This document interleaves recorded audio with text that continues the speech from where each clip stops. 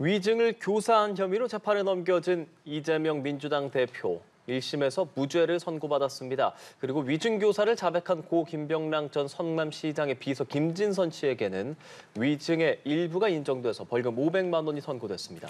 오늘 1심 선고 결과와 정치권에 미칠 파장, 이준우 국민의힘 미디어 특위위원, 조현선 변호사 두 분과 함께 자세한 이야기 나눠보겠습니다.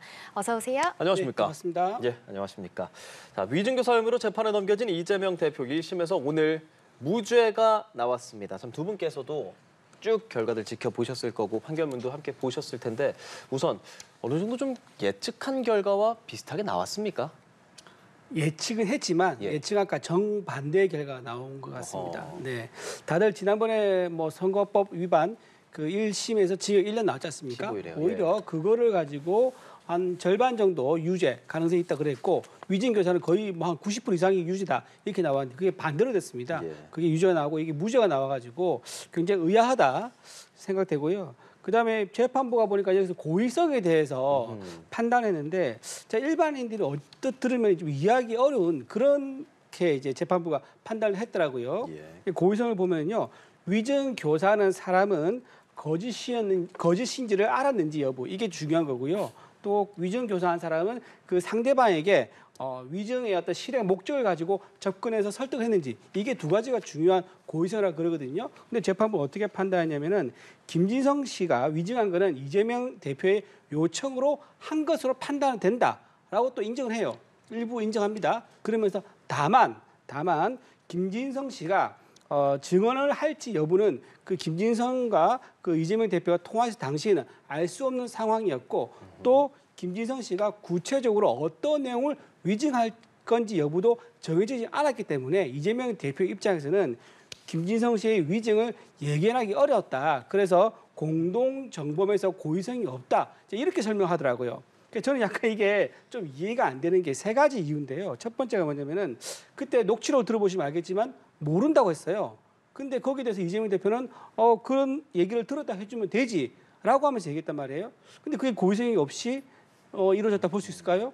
그거 하나. 그다음에 통화를 4번 했습니다. 이재명 대표와 이재명 대표 측 변호인과 함께 통화를 총 4번 했는데 이 4번이 우연히 통화된 게 아니란 말이에요. 고의성이 없었다고 할 수 있을까요? 마지막으로 위증을 해달라 하면서 텔레그램으로 위증에서 쓸 수 있는 자료를 또 보내줬어요. 이것도 고의가 아니었다고 볼 수 있는가? 이 세 가지 이유가 고의성이 아니라고 배척됐는데 일반 국민들이 납득하기 어렵지 않을까 그렇게 생각합니다. 알겠습니다. 우선 이준우 의원은 본인의 이제 예측과는 좀 다르게 예상이 나왔다라고 하면서 몇몇 가지 본인의 좀 이야기를 좀 말씀을 해주셨고 조현선 변호사께서는 우리 지난번 얘기했을 때 이번의 경우에 1심에서도 무죄 나올 거다 그렇게 말씀하셨던 걸로 제가 기억을 하거든요. 네, 제가 매번 방송에서 무죄를 예상한다고 말씀을 드렸었는데요.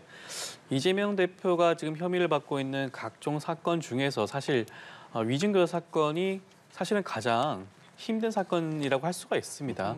일단 정범이라고 할 수 있는 김진성 씨가 위증에 대한 자백을 했기 때문에 그리고 과거 체포동의안 과정에서 이미 혐의가 소명됐다라는 그런 판단을 한 차례 받은 적이 있기 때문에 그러다고 할 수가 있는데요.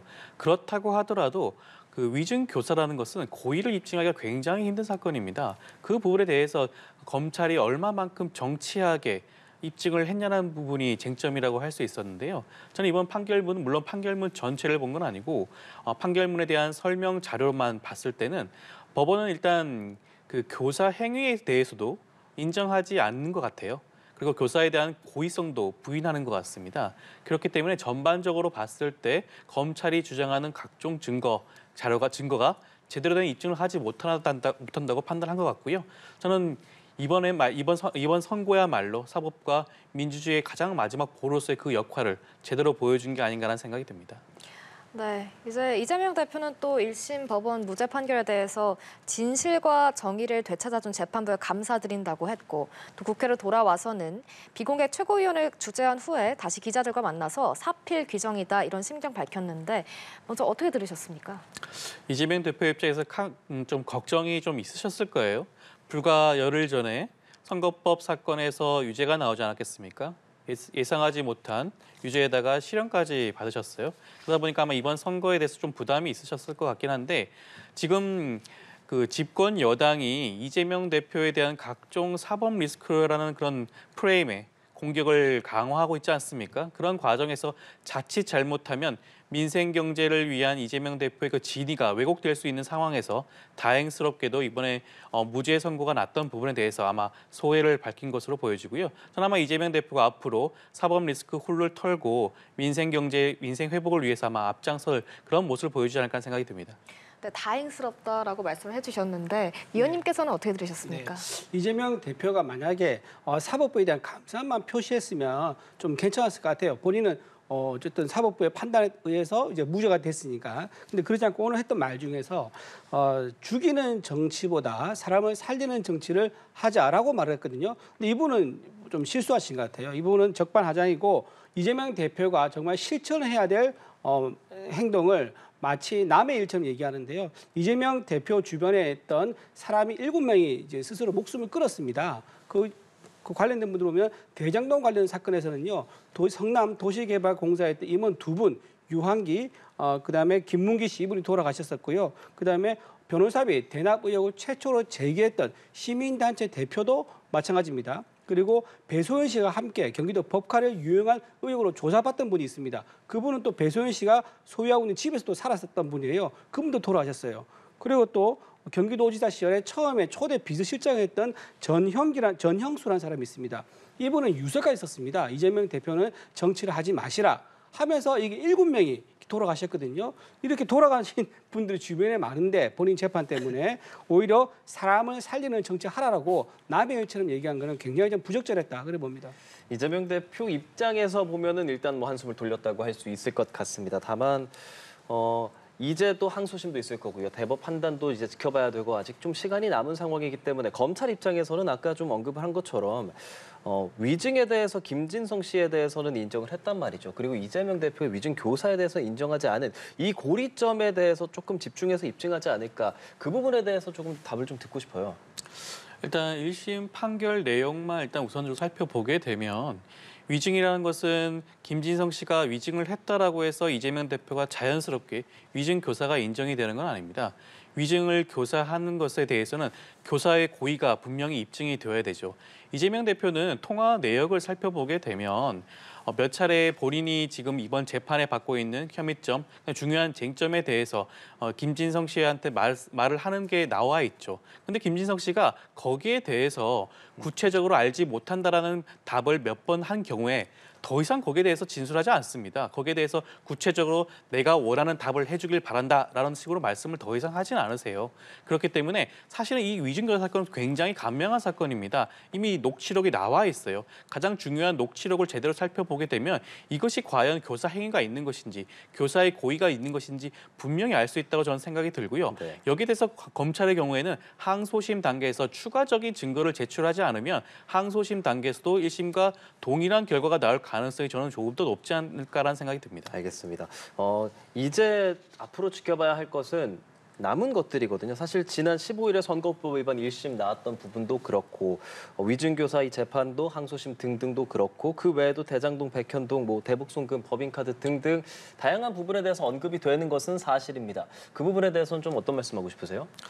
저는 이재명 대표가 지금 각종 사건에 지금 기소가 되어 있긴 하지만 앞서 말씀드린 대로 이번에 위증교사 사건이 가장 이재명 대표의 입장에서는 허들이 좀 높은 사건이 아니었나 싶은데 이번 허들을 잘 넘으셨습니다. 무죄가 나왔기 때문에 항소심, 상고심을 통해서 무죄가 유지되는 쪽으로 전략적으로 잘 대응을 하시면 될 것 같고 나머지 사건의 경우에서는 물론 각종 사건이 복잡하게 얽혀 있긴 하지만 저는 한마디 드리고 싶은 말씀은 그 어떤 사건에서도 이재명 대표를 직접적으로 지목하고 있는 직접 증거가 없습니다.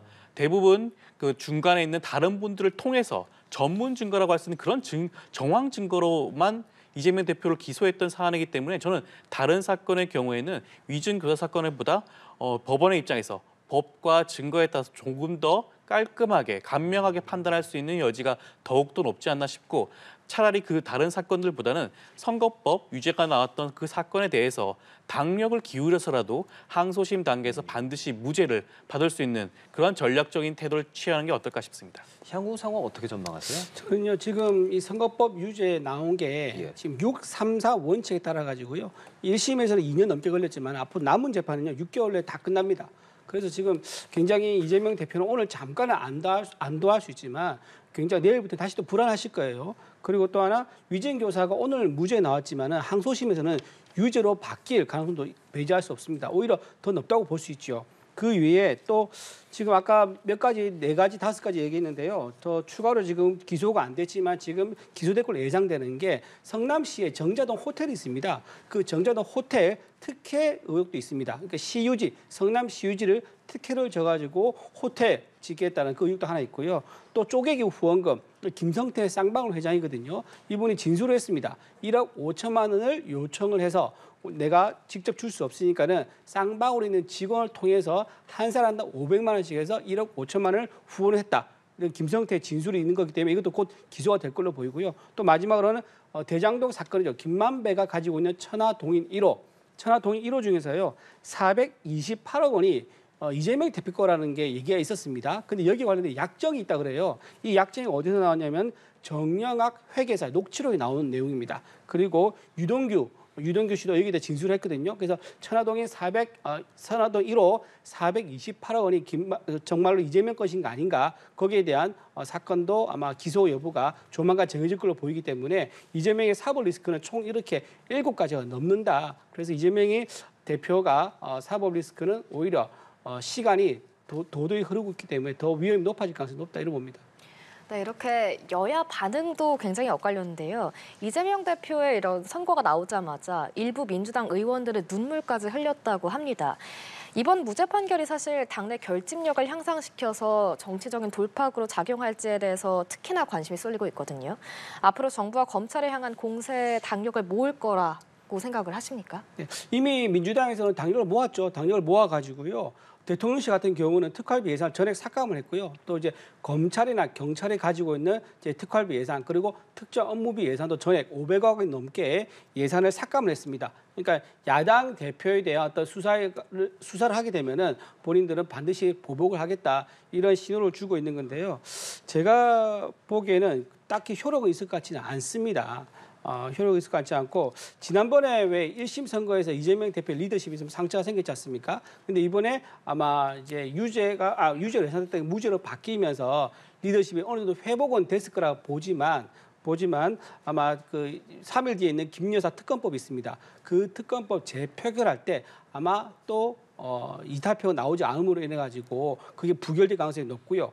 또 하나 이창수 서울중앙지검장 등 3명의 검사를 탄핵하게 했는데 그것도 아마 헌재에서 기각될 가능성이 높습니다. 따라서 이재명 대표를 비롯한 민주당에서 하는 여러 가지 공세들이 효력은 딱히 있을 것 같지는 않아 보인다. 이런 말씀드립니다. 네, 여야 공세가 효력이 없을 것 같다라고 말씀해 주셨는데 어떻게 보십니까? 앞서 여러 말씀을 하셔가지고 제가 일일이 좀 반박을 드리고 싶은데 방금 말씀하신 것 중에 특활비가 관련된 예산 삭감은 분명히 민주당 입장에서 관련된 내역을 제출하라고 했습니다. 과거에는 특활비를 그냥 쌈짓돈 마냥 쓰는 경향이 있었죠. 어떠한 곳에 썼는지 구체적인 내역을 제출하라고 했음에도 불구하고 제출하지 않았기 때문에 삭감을 했던 부분이라는 말씀을 좀 드리고 싶고요.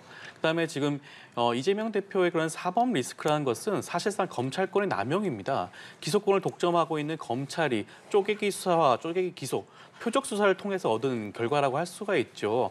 아마 이번에 이재명 대표의 이번 무죄를 계기로 해서 물론 저는 이재명 대표의 무죄, 사법 리스크와 김건희 여사 특검법과 관련된 각종 개혁 입법에 대해서는 아마 전혀 별개의 문제라고 생각은 하지만 더욱더 탄력을 받을 가능성은 있을 것이라는 생각은 들고요. 아마 민주당 입장에서는 더욱더 힘을 내서 김건희 여사 특검법과 최상병 특조 그다음에 각종 개혁 입법 법안들을 실현시킬 가능성이 굉장히 높지 않을까 생각이 들고 그리고 검찰 개혁의 명분도 더욱더 높아지지 않았나 생각도 듭니다.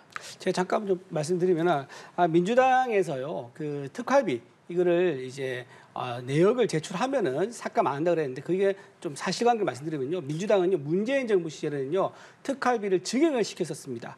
그때도 내역을 제출해달라는 말을 하지 않았습니다. 근데 왜 윤석열 정부에서는 내역을 제출 안 하면은 삭감하겠다는 거죠? 저는 그건 좀 맞지 않다 생각합니다. 형평성상 짧게 반론까지 듣고 이 주제는 좀 넘어가도록 할게요.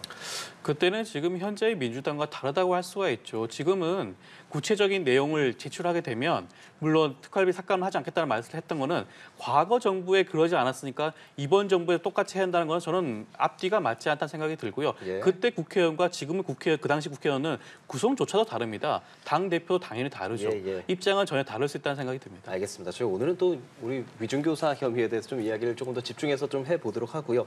앞서 이제 뭐 민주당의 반응, 뭐 눈물을 흘렸다 뭐 이런 얘기도 조금 언급을 해주셨지만 한동훈 대표와 추경호 원내대표 보면 전반적인 내용들 보면 판결을 존중한다. 다만 뭐 아쉬움이 남는다 이런 투의 이야기들을 계속하고 있는데 국민의힘은 앞으로 좀 어떤 식의 뭐 공세나 네. 이야기들을 하게 될까요? 그렇죠. 국민의힘은 집권 여당이기 때문에요. 예. 야당이 잘못되는 걸 바라보면서 기다릴 수는 없는 거죠. 집권 여당은 일하라고 이제 뽑아준 정당 아니겠습니까? 그래서 지금 민생과 경제 그리고 지금 트럼프 정부가 곧 출범하는데요. 곧 있을 트럼프 이제 대통령과의 한미 정상회담 이것도 좀 준비를 해야 되는 거고요. 그다음에 4대 개혁, 교육, 연금, 무료 교육 등 이것 등도 지금 저희가 윤석열 정부에서 좀 일하는 정부로서 국민들한테 좀 답답한 부분들 그동안 이재명 민주당의 발목 잡혀서 제대로 일하지 못한 부분들을 바로잡아서 일을 하겠다 그런 모습 보여드릴 거라고 저는 믿습니다. 그러면 사법 리스크를 네. 부각하기보다는 즉 상대 실정을 부각하기보다는 네. 좀 민생에 집중하는 편이 좋겠다라는 그리고 말씀으로 실제로 저희가 지금 해석할까요? 대통령실도 좀 개각을 좀 개편을 준비하고 있고요. 참모들 그다음에 지금 정부 있는 장관들 그다음에 총리까지 포함해서 개각도 지금 적극적으로 검토하고 있는 걸로 알고 있습니다. 예. 국민의힘에서는 뭐 사법 리스크를 더 부각할 거다라는 이야기도 있고 혹은 이렇게 또 민생 체제로 가야 한다라는 다양한 이야기들이 나오는데 어떻게 좀 보시는지 여쭤볼게요. 집권 여당이 민생 중심으로 돌아선다고 한다면 민주당 입장에서는 대환영할 수밖에 없는 일이죠. 그렇다고 한다면 민생을 챙기는 것은 국회에서 하는 겁니다. 지금처럼 야당 대표를 공격하는 모습만 가져가셔서는 도저히 이룰 수 없는 일이라고 할 수 있죠. 저는 국민의힘이 과연 민생 위주로 갈 것인가. 저는 이재명 대표에 대한 사법 리스크를 끝까지 물고 가지 않을까라는 생각이 들고요. 지금 당 내에서 어떻게 보면 자중질환이 일어나는 모습도 좀 보여주고 있는데 그렇다고 한다면 어쩔 수 없이 다시 한번 이재명 대표에 대한 사법 리스크를 끝까지 공세를 취할 가능성이 저는 더욱더 높지 않을까라는 생각이 듭니다. 자, 자중질환 이야기해 주셨으니 자연스럽게 저희 좀 주제를 바꿔볼게요. 오늘 최고위원 회의에서의 일이 좀 언론에 많이 보도가 되고 있습니다. 국민의힘의 이제 한동훈 대표 그리고 김민전 최고위원 간에 어느 정도 좀 설전이 있었고 이게 비공개로 전환되고 나서 고성이 또 바깥에까지 들렀다라는 전언까지 나오거든요. 오늘 상황에 대해서 좀 보시면서 어떤 생각하셨는지요? 이 지금 당원 게시판 논란은요. 예. 11월 5일부터 시작됐습니다. 그 5일부터 시작됐고 거기에 나왔던 한동훈 일가족 7명에 대한 명단이 있는데요. 그 7분이 1,000개 넘는 글을 썼다는 게 요지인데 과연 직접 썼느냐 아니면 외부에 썼느냐 이거는 한동훈 대표가 가족에게 물어보고 확인할 수 있는 내용이거든요. 근데 지금 거의 20일 넘게 동안 한동훈 대표가 여기에 대해서는 말을 하지 않습니다.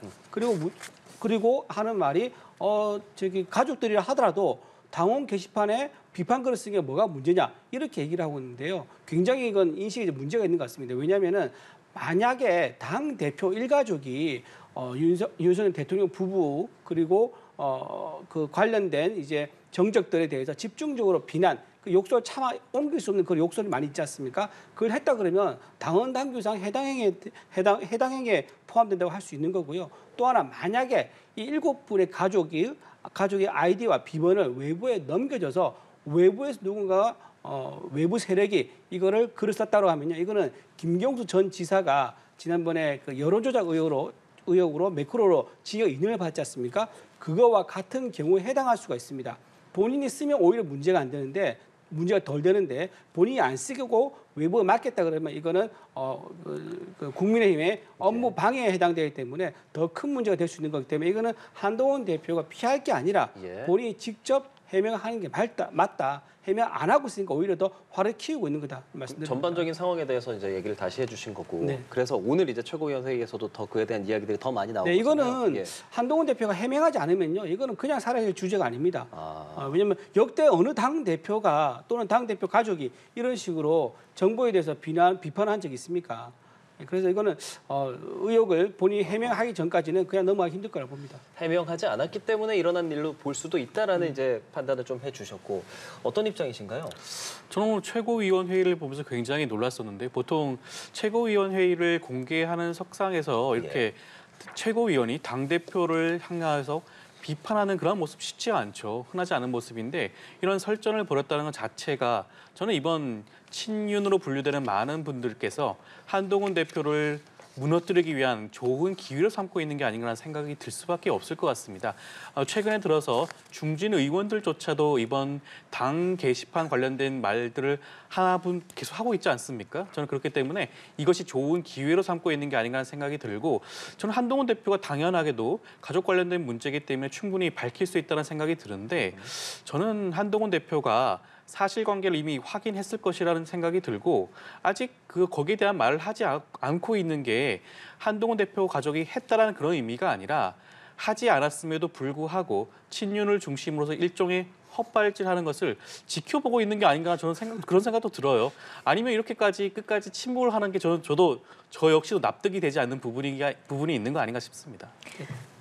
네, 맞습니다. 네, 이제 이렇게 소극적인 반응을 일관했던 한동훈 대표가 회의 종료 기자들에게 이런 발언을 했습니다. 어떻게든 당대표를 흔들어 보겠다는 거 아니냐. 그런 뻔한 의도에 말려들 생각 없다라고 작심 발언을 했는데 사실 어떻게 풀어나가야 되는지는 말씀을 해주셨으니까 네. 이런 발언에 대해서는 어떻게 보십니까? 근데 사실상 한동훈 대표가 여기에 대해 적극적으로 말한 건 오늘 처음인 것 같아요. 그전에는요. 뭐 방송에 많이 나왔지만은 이제 기자들 질문 피하는 모습 많이 나왔거든요. 뛰는 모습이라든가 아니면 돌아가는 모습도 많이 나왔었는데 오늘 이제 처음으로 이렇게 흔들어 보겠다는 거 아니냐라고 하면서 그 의혹을 제기하는 사람들이 친윤 또는 이제 윤핵관들 이런 사람들이라고 이제 저격을 하는 발언을 했는데 제가 보기에는 이런 식으로 본인의 의혹에 대해서 해명을 하지 않고 이렇게 둘러가는 거는 아까 말씀드렸다시피 화를 더 키우는 거고요. 역대 아마 당 대표 중에서 이게 당원 게시판, 이게 사실 당원 게시판은 게 여론의 공론의 장이거든요. 당원들의 민심을 대충 알 수 있는 장인데 그 장이 이렇게 당 대표와 일가족에 의해서 왜곡되거나 오염된 적이 없었기 때문에 이게 문제가 되는 겁니다. 예. 그 의혹에 대해서는 당 대표가 피할 수 없다. 예. 네. 솔직히 밝히는 게 최선이라고 생각합니다. 이번 당원 게시판에 대해서는 이준호 의원은 좀 계속 확고한 말씀을 계속해서 해주고 계시고, 네. 조윤선 변호사께서 좀 짧게 그러면 뭐 보시기에 밖에서 보시기에 좀 이 논란들을 어떻게 좀 풀어나가야 된다라고 생각하시는지요? 저는 한동훈 대표가 이번에 예. 당원 게시판 논란과 관련해서 본인이 지금 처한 처지를 아마 다시 한번 느낀 게 아닌가라는 생각이 들어요. 친윤을 중심으로 하는 세력들이 한동훈 대표를 도저히 대표로 용납하지 못하는 분위기가 형성이 확실하게 된 게 아닌가 생각이 들고 사실상 친윤과 친한이 헤어질 결심을 한 게 아닌가라는 생각까지 듭니다. 저는 한동훈 대표가 이번 사건을 계기로 사실상 본인의 정치를 하기 위한 그런 모습을 보여주는 게 맞지 않나 싶고 저는 그 첫 번째 단추가 김건희 여사 특검법에 관련된 재표결 절차가 아닌가라는 생각이 듭니다. 네, 오늘 말씀 여기까지 듣겠습니다. 지금까지 이준호 국민의힘 미디어 특위위원 조연삼 변호사와 함께 이야기 나눠봤습니다. 오늘 말씀 고맙습니다. 네, 고맙습니다.